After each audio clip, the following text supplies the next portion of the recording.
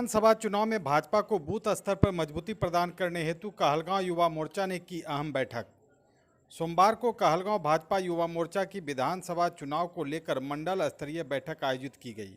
नगर अध्यक्ष कुमार देवाशीष की अध्यक्षता में हुई इस बैठक में युवाओं को आगामी विधानसभा चुनाव को ध्यान में रखते हुए हर बूथ पर भाजपा का परचम लहराने के लिए युवाओं के बीच चर्चा की गई। युवा मोर्चा के जिला अध्यक्ष अजीत गुप्ता तथा कहलगांव विधानसभा के प्रभारी विजय कुशवाहा ने युवाओं को बूथ स्तर पर मजबूत रहने तथा कार्यकर्ताओं को बूथ स्तर पर जीत हासिल कराने के मंत्र दिए तथा आगामी चुनाव में भाजपा को भारी मतों से विजयी बनाने का आह्वान युवाओं से किया। वहीं नगर अध्यक्ष देवाशीष ने भाजपा की जीत सुनिश्चित करने के लिए युवाओं में जोश भरने का काम किया। विधानसभा को लेकर हुए इस बैठक में भानु सिंह, कर्नल दयानंद, कुंदन, मिथुन, गुड्डू, किशन, संदीप, नितेश, रवि, सुशांत, चंद्रशेखर सहित अन्य कार्यकर्ता मौजूद थे। मैं चाहता हूं कि जो सदियों से चली आ रही परिवारवाद की जो नीति है, वंशवाद की जो नीति है, जो सदियों से चली आ रही है, उस पर एक विराम लगे।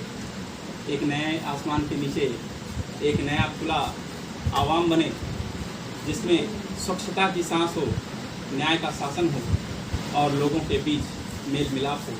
उसमें यह भारतीय जनता पार्टी युवा मोर्चा कहलगांव यह भी पूरी ताकत और जोश के साथ ये विश्वास दिलाती है कि जब तक हम लोग अपनी पूरी ताकत के साथ भाजपा को यहाँ नहीं जिता लेते हैं, तब तक हम लोग पूरी निष्ठा के साथ अपने कर्म पर हमेशा आरूढ़ रहेंगे। यही हमारा विश्वास है। और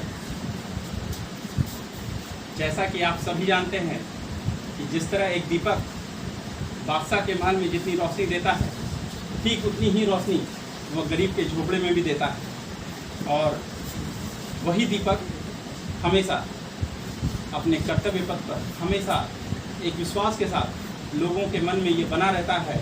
और ठीक उसी तरह जो है भाजपा पार्टी भी उसी दीपक की भांति है, जो हर तक के लोगों के बीच रहकर उसे प्रकाशमय करने की पूरी चेष्टा करती है।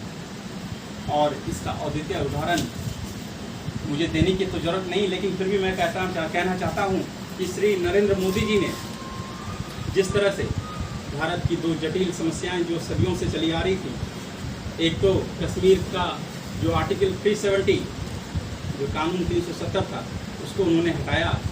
दूसरा, राम मंदिर जो कि सदियों से विवाद की भूमि थी, उस पर भी जो है राम मंदिर के निर्माण का कार्य उन्होंने करवाया। इस बात से यह स्पष्ट हो जाता है कि श्रीमान नरेंद्र मोदी जी जो हमारे प्रधानमंत्री हैं, वो परिवारवाद और वंशवाद से कहीं ऊपर उठकर इस देश हित में सोचते हैं। ये भाजपा पार्टी भी श्यामा प्रसाद मुखर्जी की तरह एक ही सोच, एक ही विचारधारा रखती है। एक विधान, एक निशान और एक प्रधान। इसी विचारधारा के साथ जो है भाजपा पार्टी आगे बढ़ रही है।